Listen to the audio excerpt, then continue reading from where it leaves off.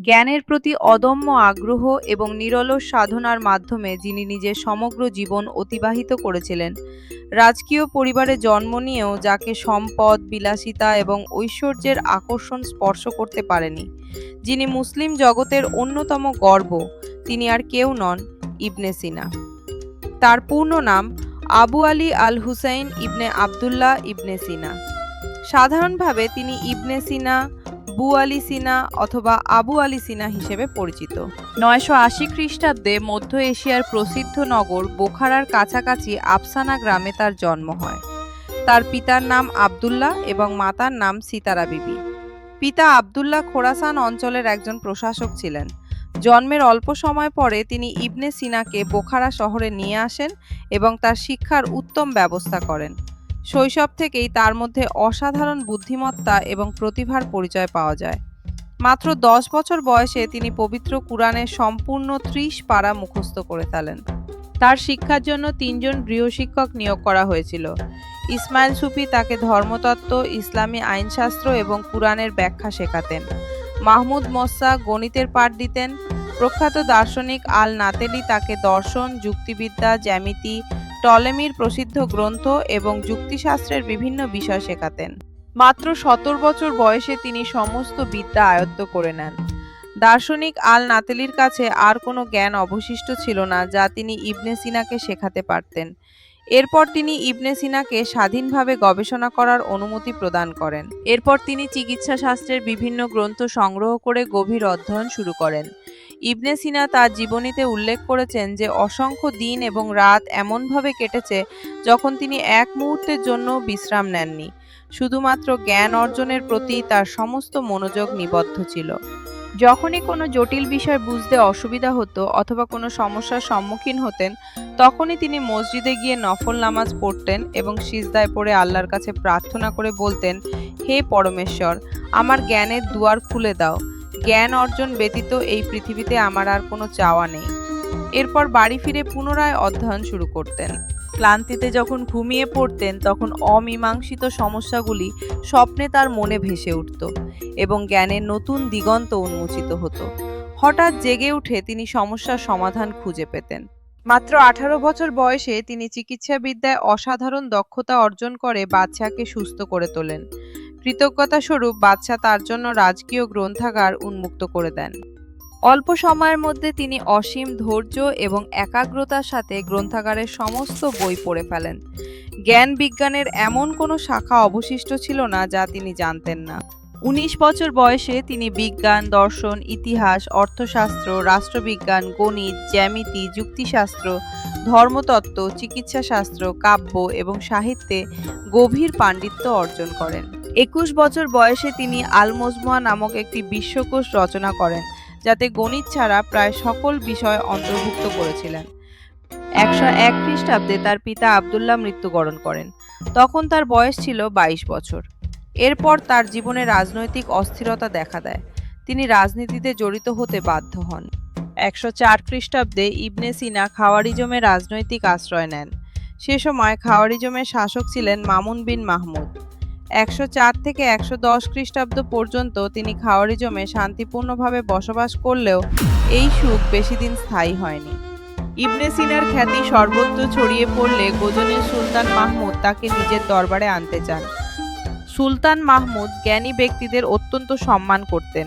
বিভিন্ন দেশ থেকে পণ্ডিতদের আমন্ত্রণ জানিয়ে নিজের রাজদরবারের মর্যাদা বৃদ্ধি করতেন এবং তাদের মূল্যবান উপহার প্রদান করতেন। এই উদ্দেশ্যে সুলতান মাহমুদ তার প্রধান শিল্পী আবু নসরের মাধ্যমে ইবনে সিনার 40টি প্রতিকৃতি তৈরি করিয়ে সমগ্র পারস্য এবং এশিয়া মাইনরের শাসকদের কাছে চিত্রসহ চিঠি পাঠান। তিনি খাওয়ারিজমের শাসক মামুন বিন মাহমুদকে পরোক্ষভাবে নির্দেশ দিয়ে চিঠি পাঠান যে তিনি যেন তার দরবারের জ্ঞানী ব্যক্তিদের সুলতান মাহমুদের দরবারে পাঠিয়ে দেন। মূলত অন্যান্য পণ্ডিতদের সাথে ইবনে সিনাকে পাওয়াই ছিল তার প্রধান লক্ষ্য। ইবনে সিনা ছিলেন স্বাধীনচেতা এবং আত্মমর্যাদা সম্পন্ন ব্যক্তি। সম্পদের প্রতি তার কোনো আকর্ষণ ছিল না, কেবল জ্ঞান চর্চার প্রতিই ছিল তার একান্ত আগ্রহ। তিনি নিজের স্বাধীনতা এবং সম্মান অন্যের কাছে বিক্রি করতে প্রস্তুত ছিলেন না। অন্যায়ভাবে কারো সামনে মাথা নত করতে তিনি জানতেন না। যুক্তি ছাড়া কারো মতামত মেনে নিতেও তিনি রাজি ছিলেন না। এমনকি ধর্মীয় বিষয়েও তিনি যুক্তির মাধ্যমে সিদ্ধান্ত নিতেন। এই কারণে তৎকালীন সময়ে কিছু লোক তাকে ধর্মীয় চরমপন্থী বলে মনে করত এবং পরবর্তীতে কিছু পণ্ডিত তাকে অবিশ্বাসী বলে ফতোয়া দিয়েছিলেন। যারা তাকে অবিশ্বাসী বলেছিলেন তারা তাকে ভুল বুঝেছিলেন। প্রকৃতপক্ষে ইবনে সিনা ছিলেন একজন নিষ্ঠাবান মুসলমান। যারা তাকে অবিশ্বাসী বলেছিলেন তাদের উদ্দেশ্যে তিনি একটি কবিতা লিখেছিলেন। সেখানে তিনি লিখেছেন, যারা আমাকে অবিশ্বাসী বলে অভিহিত করে তারা পৃথিবীতে প্রসিদ্ধ হোক, আমার কোনো আপত্তি নেই, কিন্তু আমার মতো যোগ্য ব্যক্তি তোমরা আর খুঁজে পাবে না। আমি এটাও বলতে চাই যে আমি যদি অবিশ্বাসী হই তাহলে পৃথিবীতে কোনো মুসলমান নেই। পৃথিবীতে যদি একজনও মুসলমান থেকে থাকে তাহলে আমিই সেই ব্যক্তি। গজনীর সুলতান মাহমুদ ছিলেন অত্যন্ত শক্তিশালী শাসক। তার প্রভাবে অন্যান্য রাজা বাদশারা পর্যন্ত ভীত থাকতেন। তাই গজনীতে গেলে ইবনে সিনার স্বাধীনতা এবং সম্মান অক্ষুণ্ণ থাকবে কিনা সে বিষয়ে সন্দেহ থাকায় তিনি সুলতান মাহমুদের দরবারে যেতে অস্বীকার করেন। কিন্তু খাওয়ারিজমে তিনি আর নিরাপদ নন বুঝতে পেরে 1115 খ্রিস্টাব্দে সুলতান মামুন বিন মাহমুদের সহায়তায় সেখান থেকে পালিয়ে অনিশ্চিত গন্তব্যে যাত্রা করেন। প্রথমে আবিওয়ার্দি, এরপর তুস, নিশাপুর এবং পরে গুরগানে পৌঁছান। এখানে এসে তিনি বিভিন্ন বিষয়ে গ্রন্থ রচনায় মনোনিবেশ করেন। কিন্তু রাজনৈতিক অস্থিরতার কারণে এখানেও তার শান্তি দীর্ঘস্থায়ী হয়নি।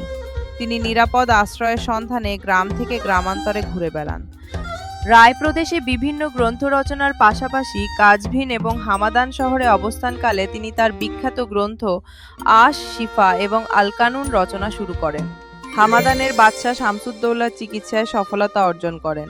পরবর্তীতে রাজনৈতিক ষড়যন্ত্রের শিকার হয়ে আত্মগোপনে যেতে বাধ্য হন। এরপর তিনি ইস্পাহানে চলে যান এবং সেখানে জ্ঞান চর্চার উপযুক্ত পরিবেশ পান। ইস্পাহানেই তিনি তার বিখ্যাত গ্রন্থ আশ শিফা এবং আল কানুনের অসমাপ্ত কাজ সম্পন্ন করেন। তিনি পদার্থবিজ্ঞান, দর্শন, জ্যামিতি, গণিত, চিকিৎসা বিজ্ঞান এবং সাহিত্য সহ বিভিন্ন বিষয়ে শতাধিক গ্রন্থ রচনা করেছিলেন। এর মধ্যে চিকিৎসা বিজ্ঞানের যুগান্তকারী আল কানুন গ্রন্থটি 5টি খণ্ডে বিভক্ত। এই গ্রন্থটি ল্যাটিন, ইংরেজি, হিব্রু সহ বিভিন্ন ভাষায় অনূদিত হয়ে ইউরোপের চিকিৎসা শিক্ষায় অন্তর্ভুক্ত হয়েছিল। এই গ্রন্থে শতাধিক জটিল রোগের কারণ এবং চিকিৎসা পদ্ধতি বিস্তারিতভাবে বর্ণিত হয়েছে। এছাড়া দর্শনশাস্ত্রের উপর 20 খণ্ডের মূল্যবান গ্রন্থ আশ শিফা রচনা করেন, যাতে রাজনীতি, অর্থনীতি, প্রাণী এবং উদ্ভিদবিদ্যা সম্পর্কে বিস্তারিত আলোচনা রয়েছে। ইবনে সিনা মেনিনজাইটিস রোগ শনাক্তকরণে অগ্রণী ভূমিকা পালন করেন। পানিবাহিত এবং মাটিবাহিত রোগ সম্পর্কে তিনি গুরুত্বপূর্ণ আবিষ্কার করেন। সময় এবং গতির পারস্পরিক সম্পর্ক নিয়েও তিনি গবেষণা করেছিলেন। এরিস্টটলের দর্শনের উপর তার গভীর জ্ঞান থাকলেও তিনি সকল মতবাদের সাথে একমত ছিলেন না। তিনি নিজের যুক্তি এবং বিচার বিবেচনার মাধ্যমে সিদ্ধান্ত গ্রহণ করতেন। জীবনের শেষ পর্যায়ে তিনি হামাদানে ফিরে আসেন। দীর্ঘদিনের অতিরিক্ত পরিশ্রম এবং অসুস্থতার কারণে তার শরীর দুর্বল হয়ে পড়ে। 1047 খ্রিস্টাব্দে এই বিশ্ববরেণ্য মনীষী ইহলোক ত্যাগ করেন এবং হামাদানেই তাকে সমাধিস্থ করা হয়। আল্লাহর ভয় মানুষকে সকল প্রকার ভয় থেকে মুক্তি দান করে।